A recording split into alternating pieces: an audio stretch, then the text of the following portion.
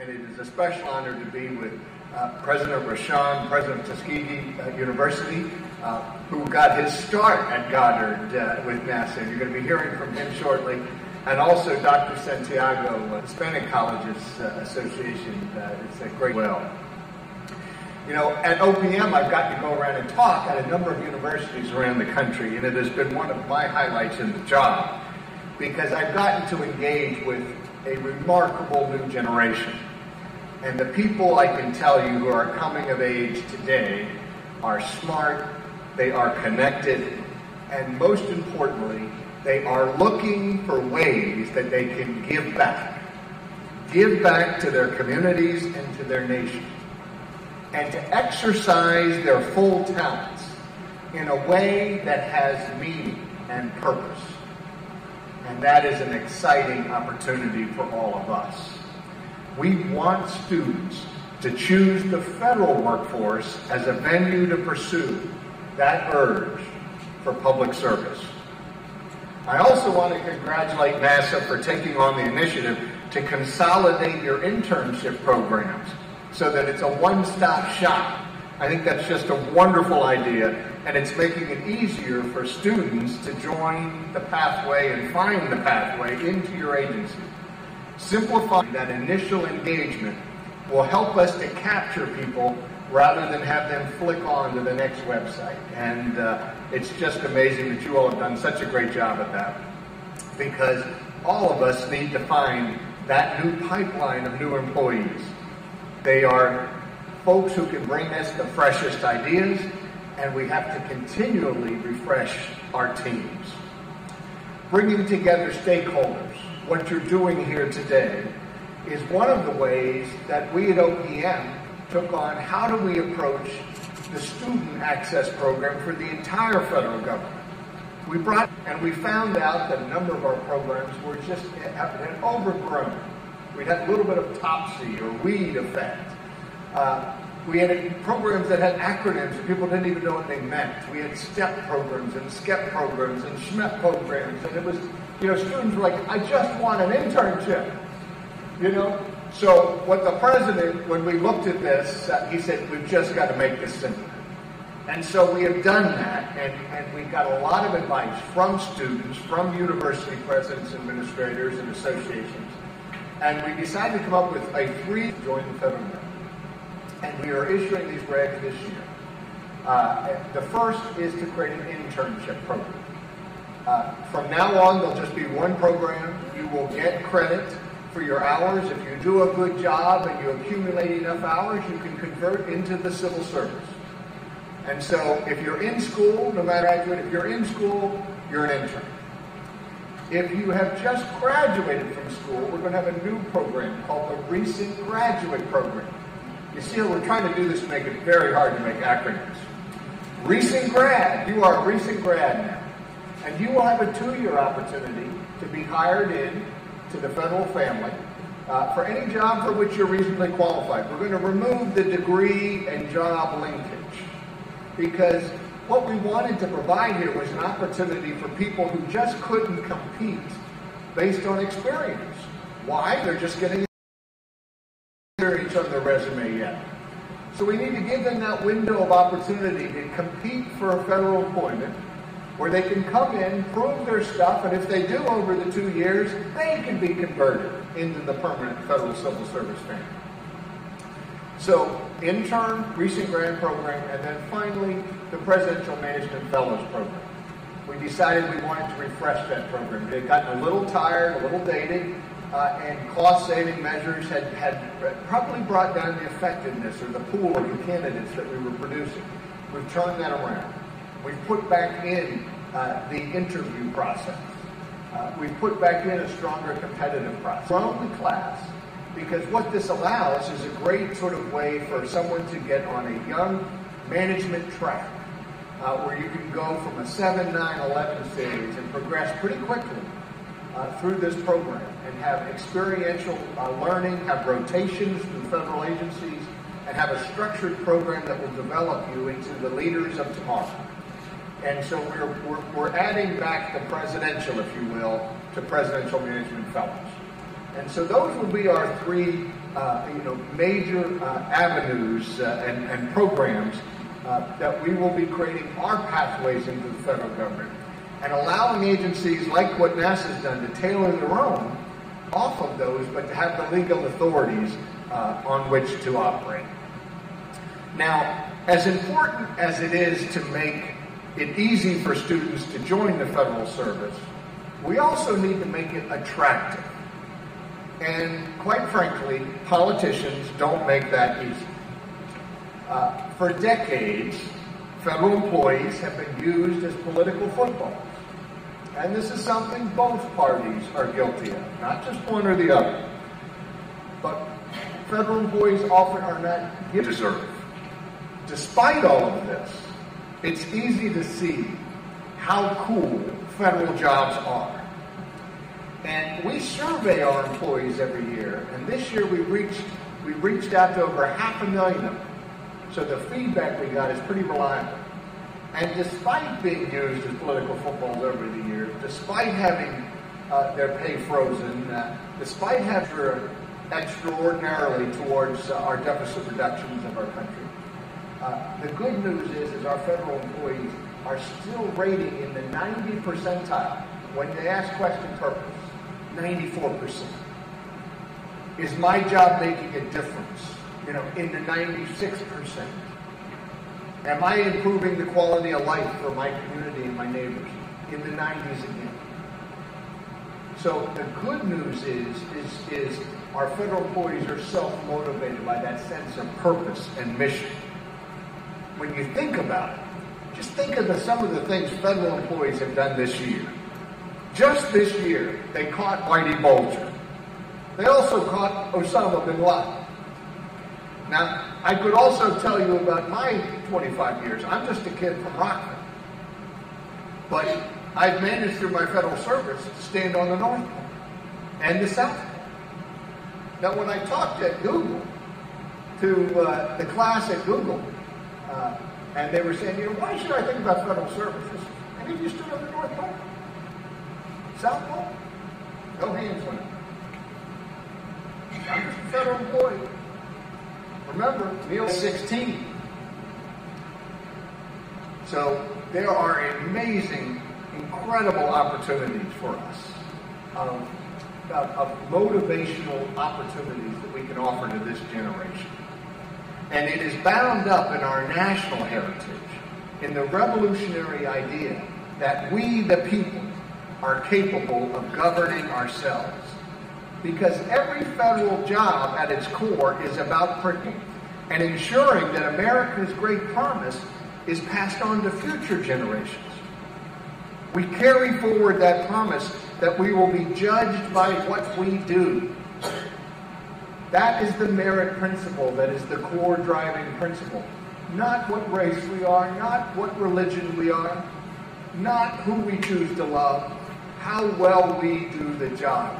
That is the one standard of which federal employees are held to account. And that promise is one that every one of us can participate in. It's why working for government.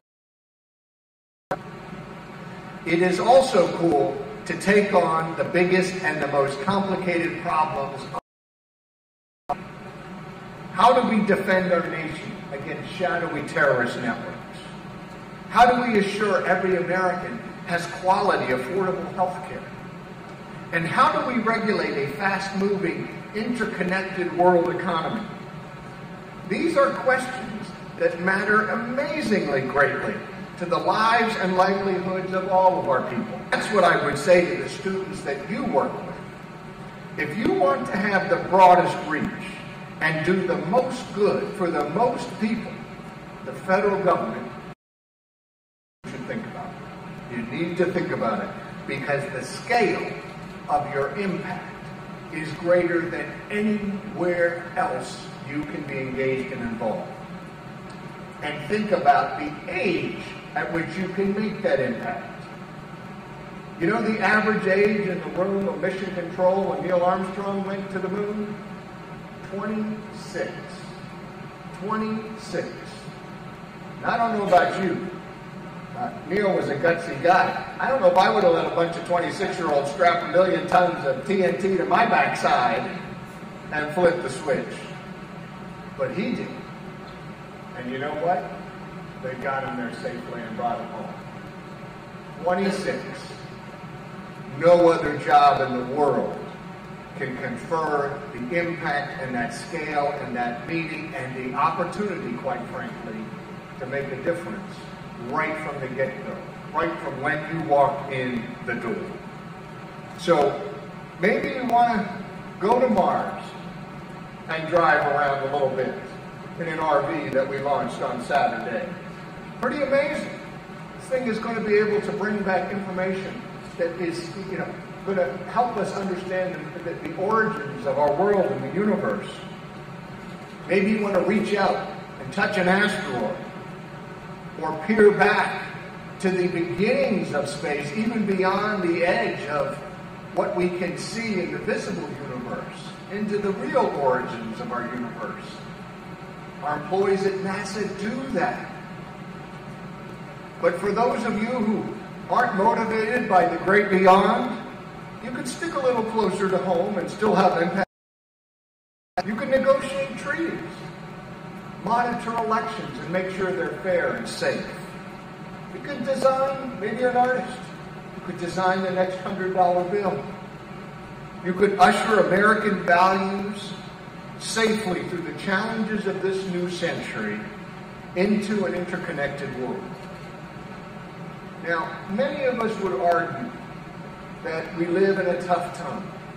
And yeah, times are tough with our economy. But we sometimes lose sight of where we are standing. Now, as a student of history, I would tell you there are many Americans that would see the graph and the scale of history as an ever-rising line culminating in the present day. I would disagree with that assessment. And I would say, when you step back and look at recorded human history, start at the beginning, 6,000 years. It's not that long. It's humbling when you think of it. It is more a story of peaks and valleys. And sadly, the peaks tend to be shorter than the valleys. But it is important, especially to think of who were those people who were aware? The age of Pericles, Augustus, less than a lifetime each. And yet they managed to build a lighthouse of civilization that was so high and so bright across one of the longest troughs and stood out as the wellspring for the Renaissance and the Age of Reason. People who were walking through what we call the Dark Ages looked up and were called back to what humans could accomplish. Well, think about where we are today. The man who walked on the moon still walks amongst us. In one generation, we didn't just do that. Genome, unthinkable, an unsurmountable objective less than 25 years ago. We have put the cell phone in your pocket access to more information than Aristotle had at the library at Alexandria. Think about it. If Gutenberg's printing press launched the Age of Reason, what is that access to information of which we just stand at the threshold of that doorway going to launch of this century? I would argue that our generation, this one, is living amidst one of the highest peaks of that 6,000 years. And that comes with a special responsibility. Because we don't know how far our light needs to shine. We don't know how low or deep the next trough will be. But we can be assured of one thing. Look back and look up. And realize what our species can accomplish and do. And how. and bring to life that ancient Greek ethic to leave our country, our world, not only not less, but better and richer and more abundant for the next generation. That was the ethic challenge of Pericles and Athens. It is our challenge still today, and one that each of you make possible through the generations that you are attracting and inspiring and empowering to lead us forward. Keep building our lighthouse high, keeping our light bright. Our peak is not over. It is not done. We are still amidst it. And it is incumbent on us to appreciate that. God bless you for what you have done to help make us where we are now. God bless you for what you will do yet. And God bless the United States of America. Thank you very much for this conversation.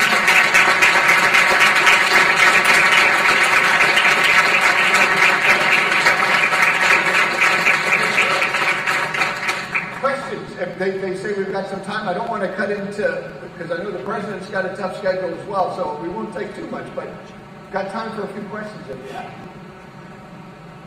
Anything we help? Yes, sir, in the back.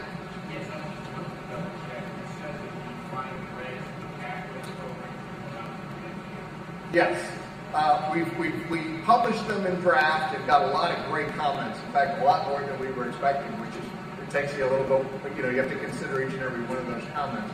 We're working through that now, and our goal is to, by springtime, to be able to go final with those regulations so that will create that recent grad program that people will be able to work off of.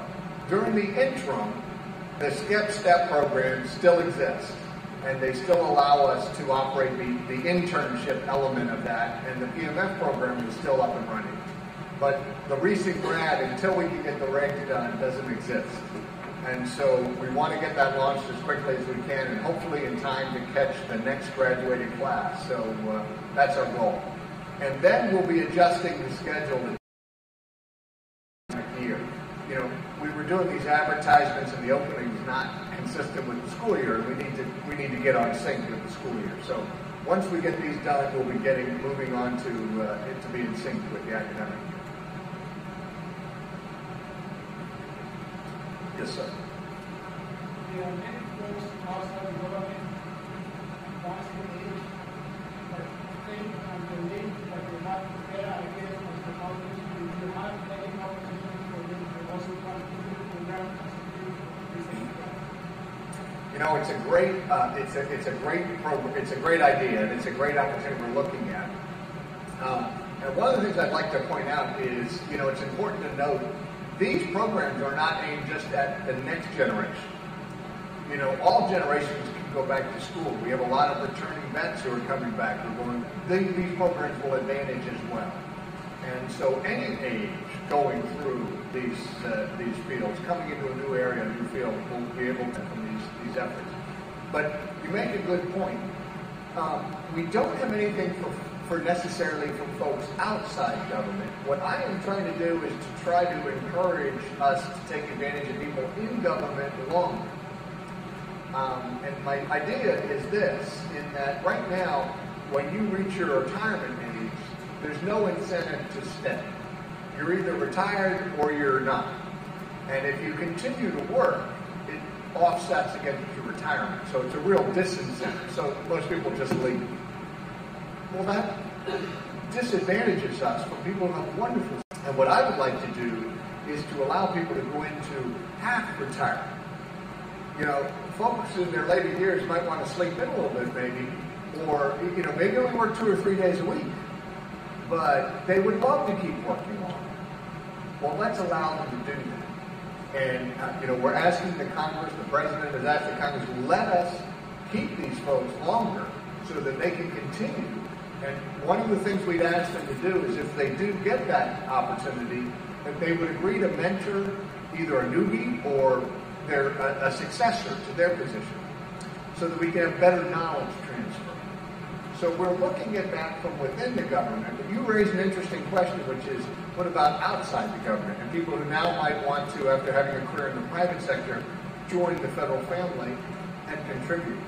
Well, let us think about that. I'll take that back and we'll see if we can put some thoughts in that.